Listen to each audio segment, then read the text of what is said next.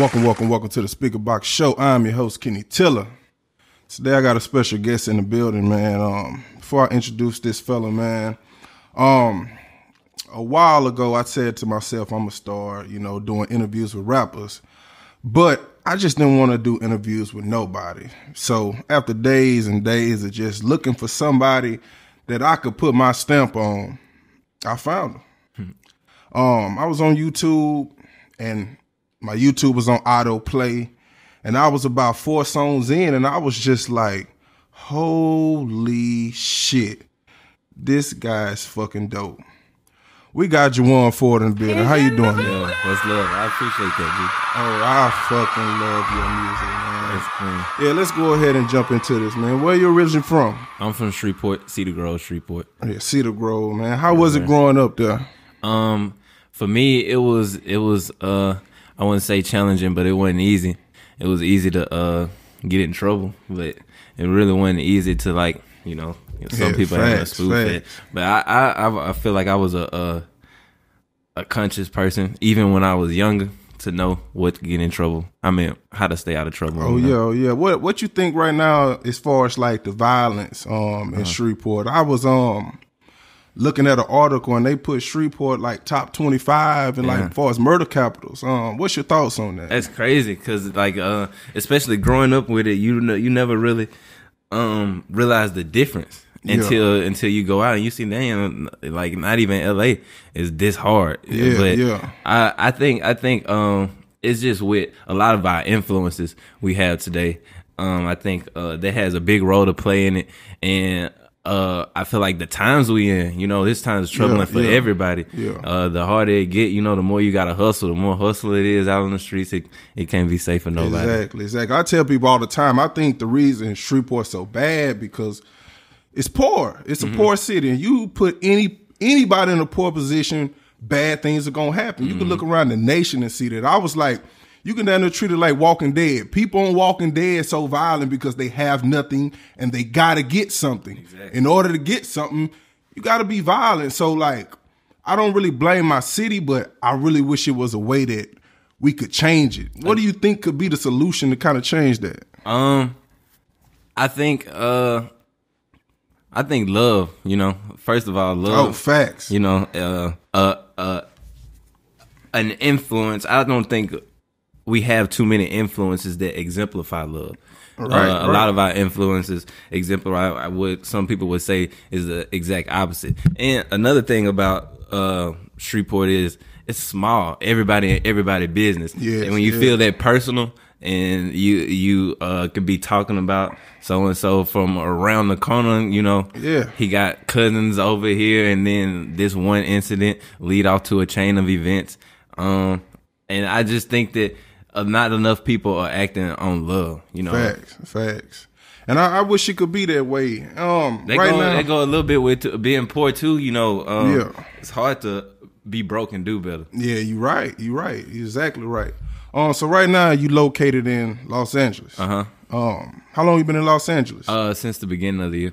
And how's that transition been for you? It's good because it's a lot. What I was looking for is a bigger population, to market to.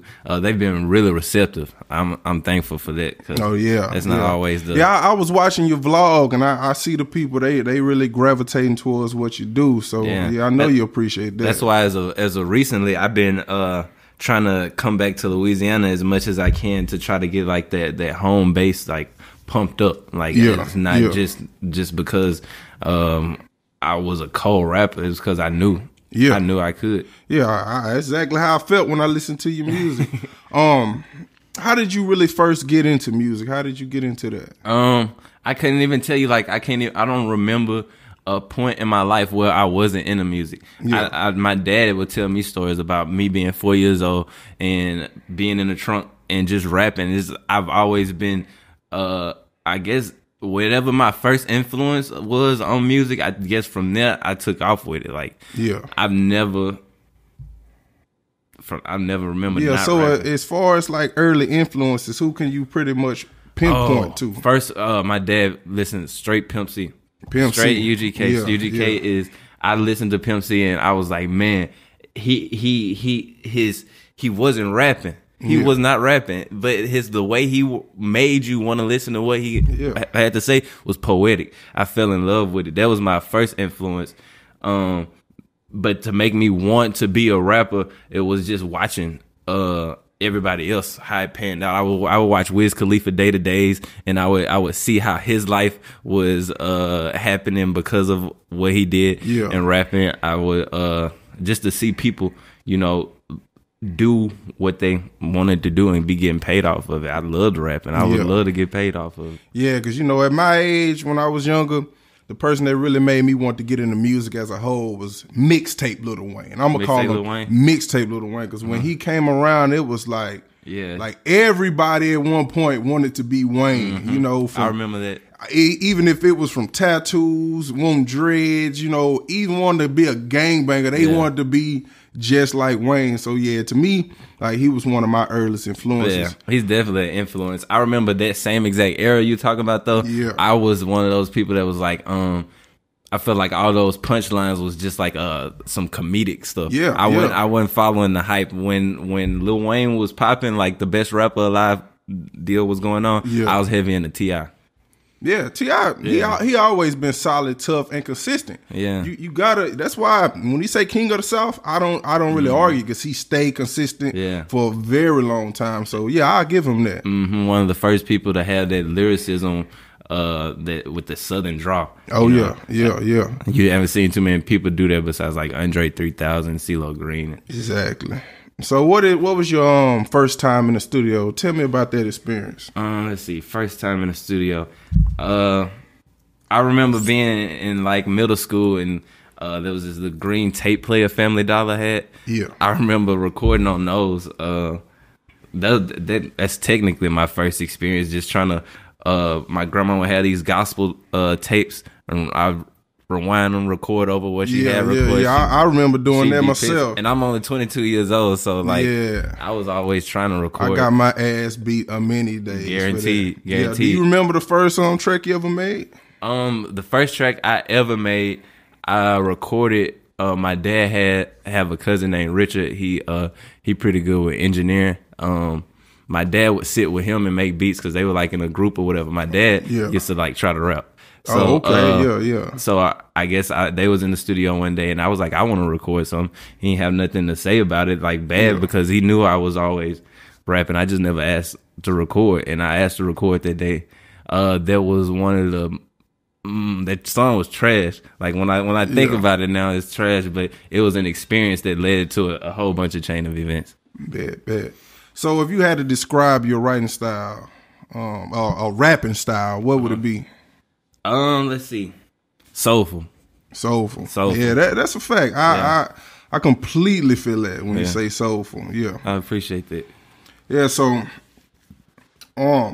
your writing style, do you write? Do you just go off the dome? How does that come out for you? It depends on how that first beat hit me at the first. If I can hear what I'm about to say the whole rap, I'll go in and just freestyle the whole thing. Fact. I think when I'm writing, I'll be writing as far as like I'll have a line and I'm thinking that's so fire, but I can pull something deeper out of that metaphor. I can pull something deeper into that punchline to make them go ooh, and then that's when I start writing. But I'll get the track and beat play and then hit record. I'll think about it, hit record, and then I'll be like, oh, I got something right there. Let me write this down real quick. That's usually how I go. Or if I feel like I got a story or something, like something that's a little bit more structured, I definitely write that whole thing. Yeah. So what was your thought process behind Young Black Louisiana? Oh, it was just seeing it so much. I'm always doing songs like that because I'm always seeing it.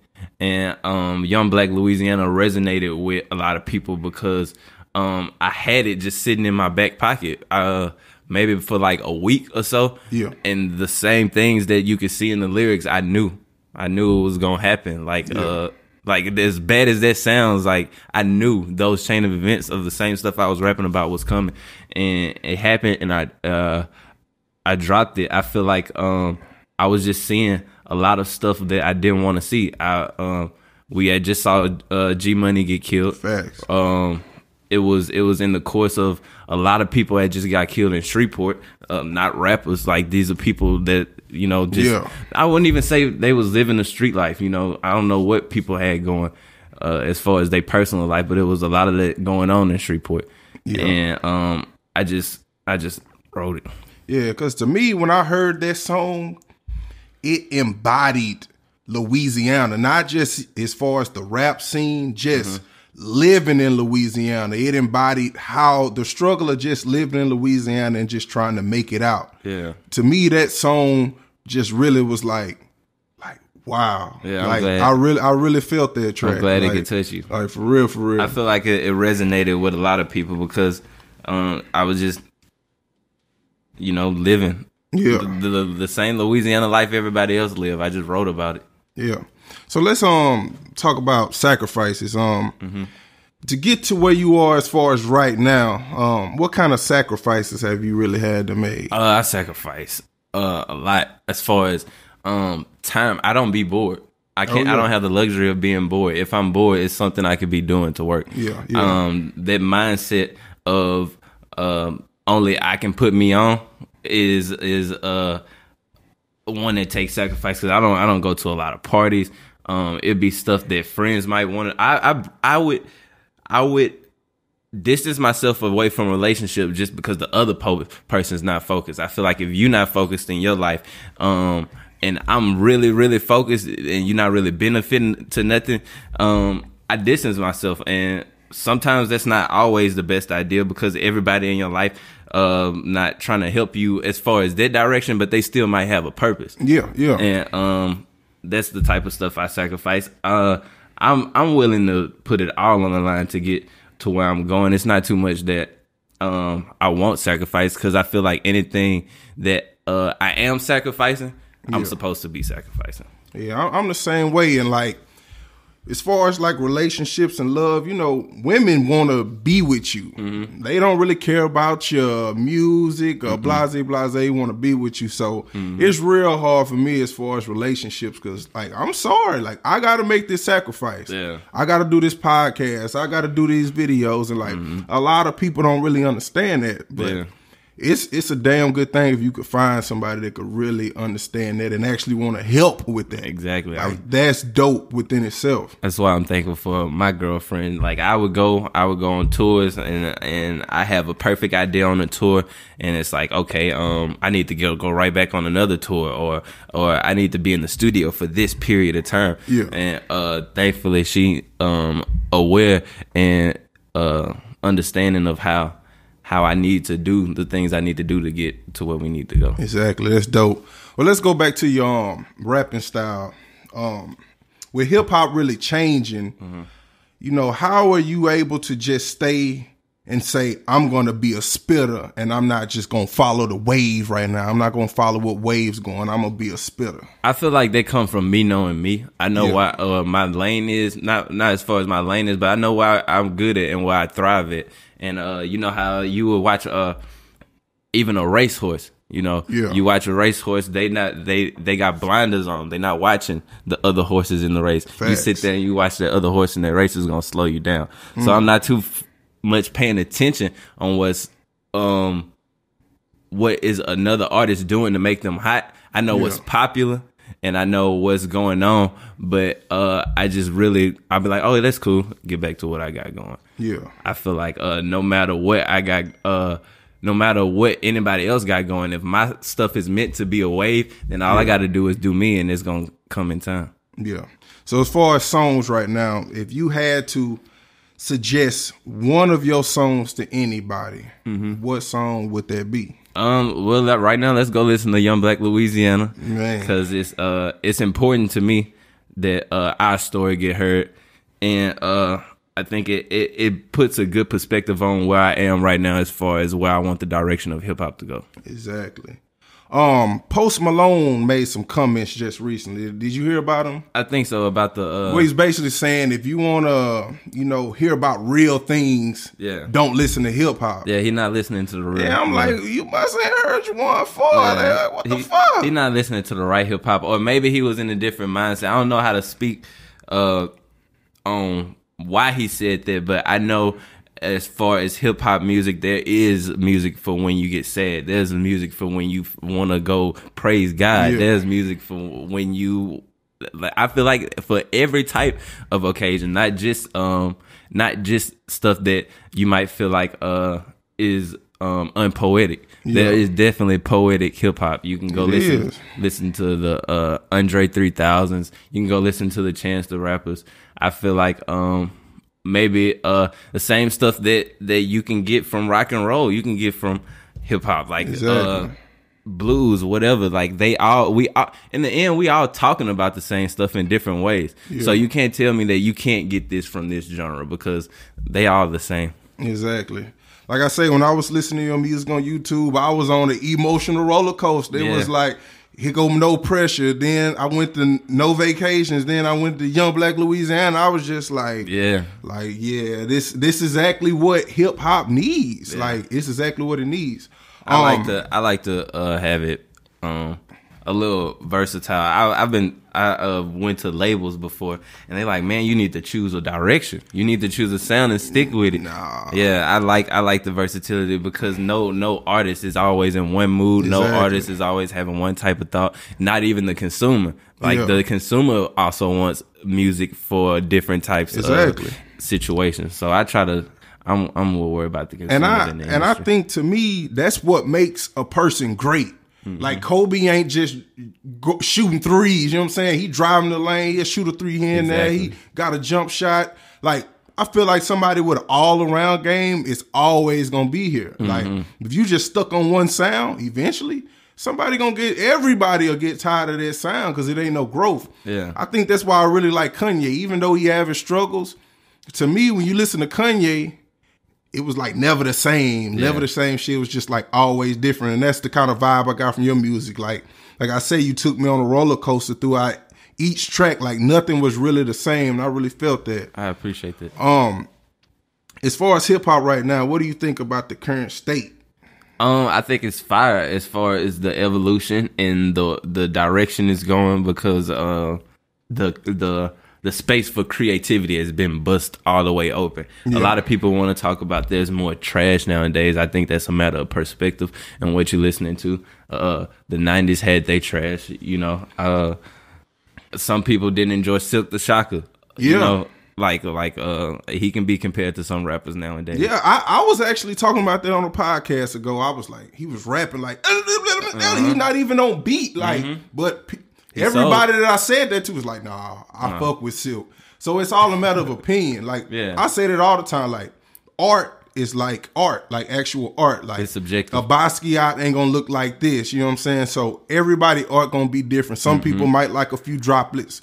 Somebody might like a real painting. So you can't just tell everybody what's whack and what's what. You know what I'm saying? And what I like about now more than ever is, if you don't want to listen to that type, then you don't have to. It's many other type of plethoras of this same genre that you can go listen to. Yeah, I think the big problem is why so many people get caught up on what they call the mumble rapper era, whatever you want to call it.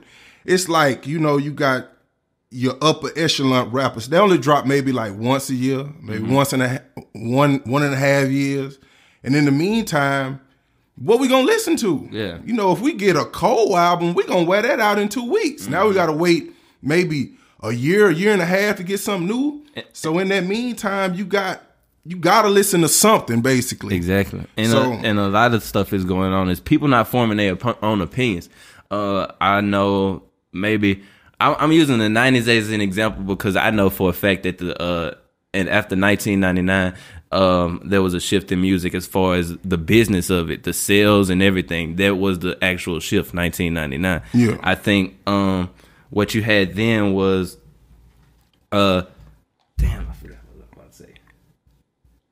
A lot of people was, a lot of people would go and it was word of mouth how you would find your music, or somebody enjoyed something. A lot of people don't have the space to create their own opinion nowadays because they look at XXL, they see the freshman, and they think this is who they telling me the hottest artists are right now. You can create your own opinion of who the hottest artist, like really hottest artists right now. You don't have to go to World Star for every single rapper, but when you do, you are choosing this platform to get your new music from, and this platform likes to put this type of artist on the front of it. So that I think a lot of that can be contributed to people not forming their own opinions, and they're looking for other resources to find out where new music is coming from. Facts. Like I feel like even XXL, they not forming their own opinion when it comes to making their freshman list. I think what they do is say, oh, he got 1 million followers, he got 500,000. Yeah. So I'm finna get 10 of these people that got a big following and bring them to my magazine. So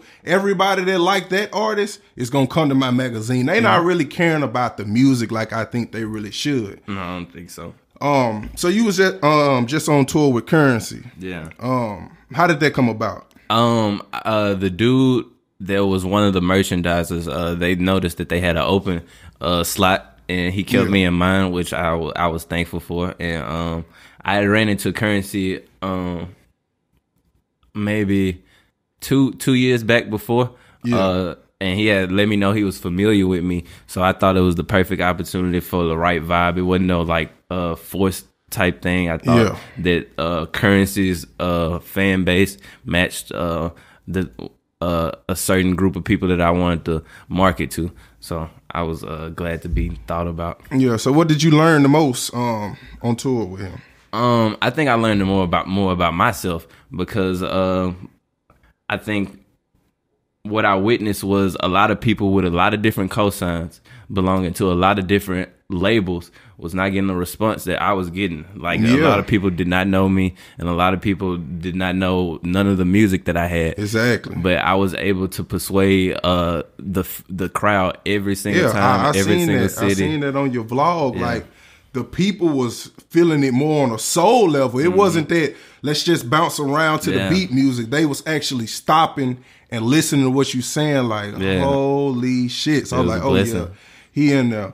The biggest question of being with Currency, did you smoke with Currency? No, we didn't smoke together. Holy we didn't smoke shit. together. We was smoking, we was in the same room, but I like to have my space before because I be in my head right before a show, and I try to get that same respect to other artists that might be around me. So what's your process before a show? It's really just going through it in my head because I don't know what I'm gonna perform until I get to the venue. I never have a preset playlist. I like to feel the energy of the building, so I know I can go in, I can really talk to them, or I can go in and we about to get hype, because I can see that energy in the crowd.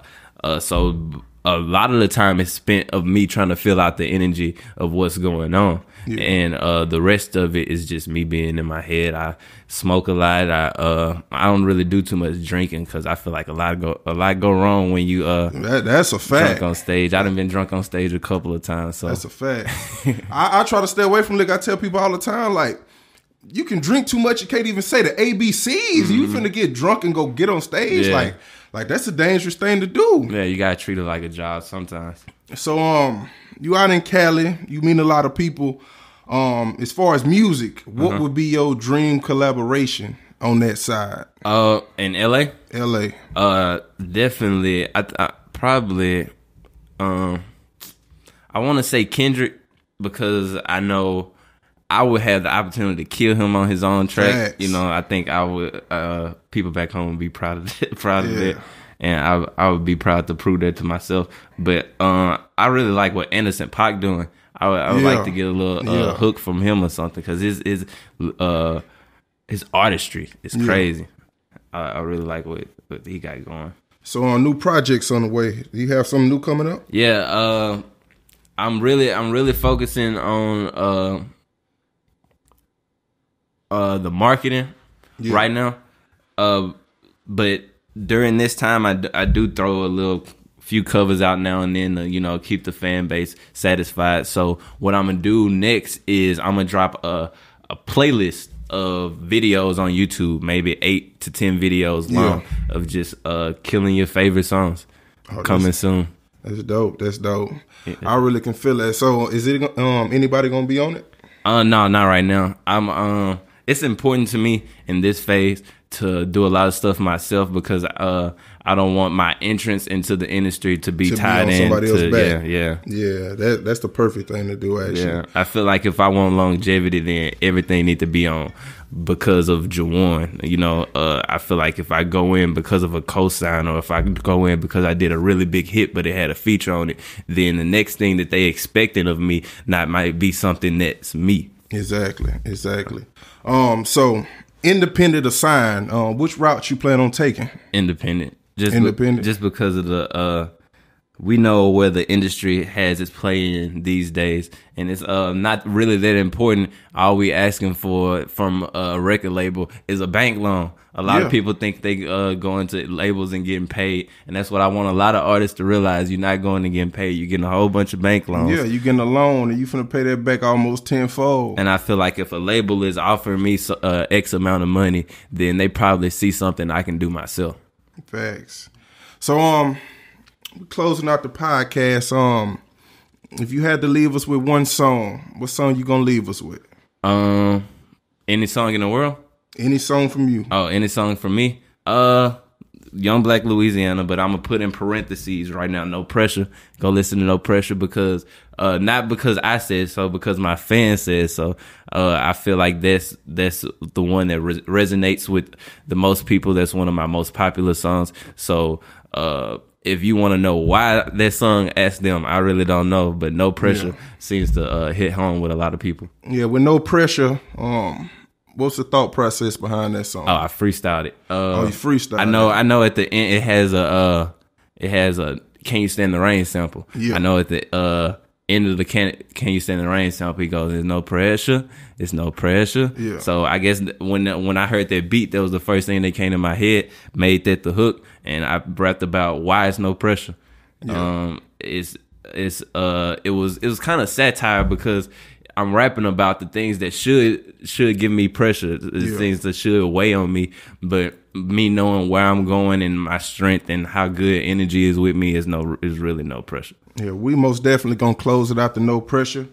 Once again, Jawuan Ford, I promise I wouldn't vouch for a rapper if I didn't believe that he could take over the world. If anybody know me, they know that. So I hope nothing but the best for you. I'm pretty sure I will see you again. Yes, sir. I appreciate you for coming out. Yes, sir. This is the SpeakerBox Show. Once again, I am Kenny Tiller. We gone. Thank you. If I had 3 wishes, I free Rambo, I free Petey, I free Doc with every fucking wish I got. I often think we switch spots for me instead of them on lock. I be trying to break up out that bitch the second I got popped. Niggas out here talk a lot, so I talk to God a lot. Like, Lord, protect me from this world, cause you and me is all we got. The girls I thought I seen a love a lot seem to leave without a good enough reason for me to even try to rap about. The pictures I be painting get deeper than fucking ultrasounds. Death defying master sound, past the sound, so pass the crown. But can he be a king? He just start rapping now. Bitch, I been rapping, it's just new to you like fucking hand-me-down. I been trying to take the world, trying to take the world. It's more like I'm what they prefer, I'm what they prefer. And this bitch head first to my head hurt. So if I fall when I die, that mean I stood first. Right? You gotta give it to him. That nigga Jawuan, a motherfucker, did his own thing instead of joining the motherfuckers. While they making music disappointing you motherfuckers, I'm speaking gospel instead of annoying motherfuckers. I've been coming down, I've been coming down. I've been coming down. It's no pressure, no pressure, no pressure, no pressure, no pressure. Yeah. Many men wish death upon me. And then it's no pressure, no pressure, no pressure, no pressure, no pressure, no pressure. I only wanted some head, get ahead. Gain a voice and watch it spread across the fucking nation till they can't get my shit out their head. Like I can't keep my crew no more. I'd rather get thrown than stack this bread. All them left for dead when this shit dropping, they left unprepared. Lord, why they don't believe them? They don't realize that I ain't even trying. Shit too easy. Just trying to find a steady ground where I can feed my people. Like you hear me killing beats, I know a hitman needed. Man, take us out the hood, that's all I ever hear. It's no pressure, I'm just focused on a better year. It's better here than where I ever been. Still ain't shit, need a laxative. Maybe they would like it if I switched up on this rapping shit. Like, fuck what I've been trying to do. Let me try this bragging shit. Expensive ass chain I can't afford just to match the kick. So maybe they would like it if I rapped about the baddest bitch. Like, let me see you go and drop that ass and bring it back a bit. It's no pressure, no pressure, no pressure, no pressure. Yeah, I've been coming down, I've been coming down. Many men wish death upon me. Many men, and it's no pressure, no pressure, no pressure, no pressure, no pressure, no pressure. My goal is take us somewhere like Grammys and flip it. Smoking blunts in the audience, bucking, throwing my city. When they get the award, thank God, and fuck the haters. Blow kisses at Nicki Minaj and stare on the titties. I don't know how to act, I'll be counting down to that. Models doing kilos off my motherfucking yoga mat. By my mind the world knowing that I owe her more than that. But just give me a second, in a second I have more than that. Do it on my own as if I ever need support for that. On my back I got Shreveport for that. It's no pressure, no pressure, no pressure, it's no pressure, no pressure. Nigga, I've been coming down, I've been coming down, I've been coming down. It's no pressure, no pressure, no pressure, no pressure, no pressure, no pressure.